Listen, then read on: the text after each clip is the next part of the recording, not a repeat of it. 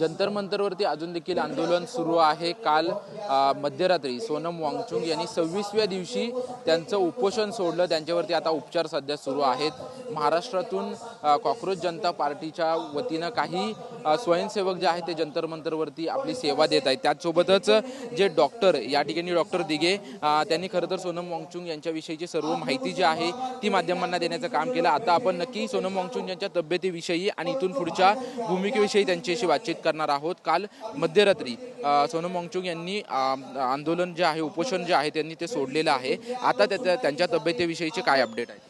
गेल्या 26 दिवसापासून आपल्या चॅनलच्या माध्यमातून त्यांच्या तब्येतीचं अपडेट आपण सकाळ संध्याकाळ देत होतो।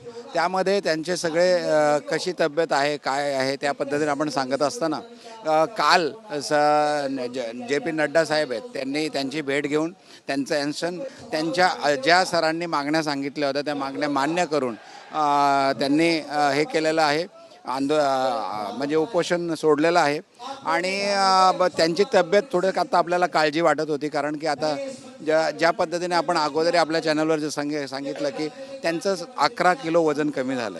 59 वयाचा व्यक्ती जो की लडाखसारख्या ठिकाणी अशा ॲटमॉस्फिअरमध्ये राहणार आहे, जसं आपण इथून तिकडे गेलो तर आपण -डिग्री टेम्परेचरमध्ये नाही राहू शकत, तर ते त्यांच्यासाठी इथे येऊन उपोषण करणं खूप कठीण होतं।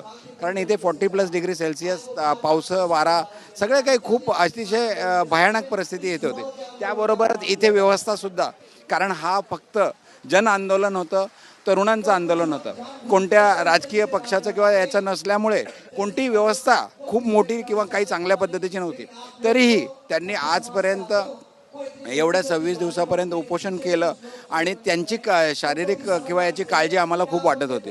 त्यानंतर त्यांना जेव्हा इथून घेऊन जाण्यात आलं ते सुद्धा बळजबरीने घेऊन जाण्यात आलं आणि स्ट्रेचरवर घेऊन जाण्याऐवजी एका सफेद कपड्यामध्ये गुंडाळून आपल्याकडे ज्या पद्धतीने म्हणतात की सफेद कपडा कधी वापरला जातो, ते जास्त सरांसारख्या सोनम सरांच्या बाबतीत असं मला बोलणं ठीक वाटणार नाही, पण अशा सफेद कपड्यामध्ये गुंडाळून त्यांना घेऊन गेले।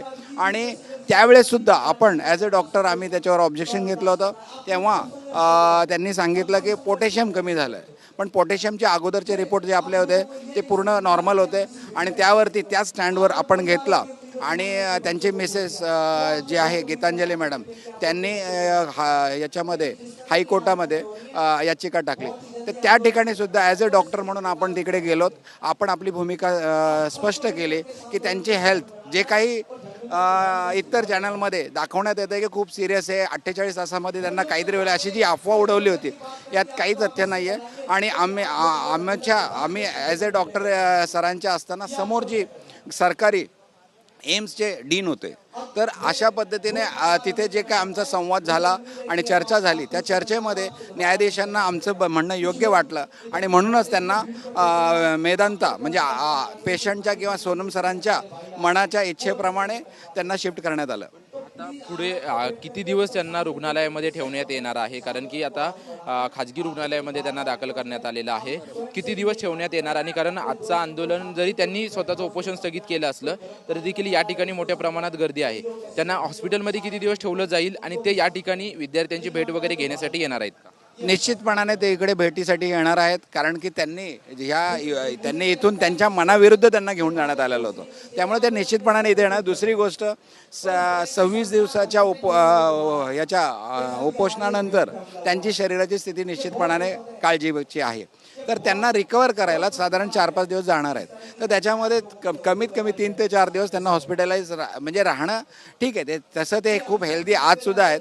कारण की ज्यावेळेस आम्ही शिफ्ट केलं सरकारी अस्पतालातून याच्यामध्ये, त्यावेळेस आम्ही स्ट्रेचर घेऊन गेलो, पण सरांनी स्वतः वॉर्डपासून लिफ्टपर्यंत चालत आलेले आहेत। म्हणजे 1-2 दिवसापूर्वीसुद्धा सर एकदम हेल्दी आणि स्ट्रॉंग होते आणि आज तुम्ही ह्याच्यावरती पण व्हिडिओजमध्ये आपल्या चॅनलच्या माध्यमातून पाहिलं असेल की खूप त्यांची स्थिती नॉर्मल आहे, म्हणजे स्थिती खूप व्यवस्थित आहे, ते खूप क्रिटिकल किंवा काही नाही आहे। त्यामुळे ते रिकवर लवकर होतील आणि पुन्हा आमच्याबरोबर हे होतील। जसं अभिजितने सांगितलेलं आहे की अभिजित दिपकेने जे सांगितलं आहे की आंदोलन प्रधानजी यांच्या राजीनाम्यापर्यंत चालू राहील, तर ते त्याच पद्धतीने चालू राहणार आणि सर लवकरच इकडे येतील ही आम्हाला अपेक्षा आहे।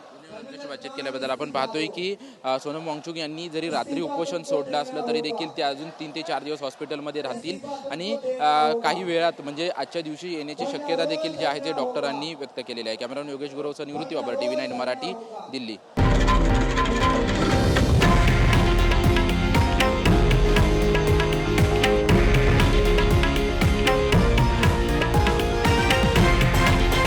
हे आहे देशातील नंबर 1 न्यूज नेटवर्क आणि आपण पाहत आहात TV9 मराठी, एकमेव.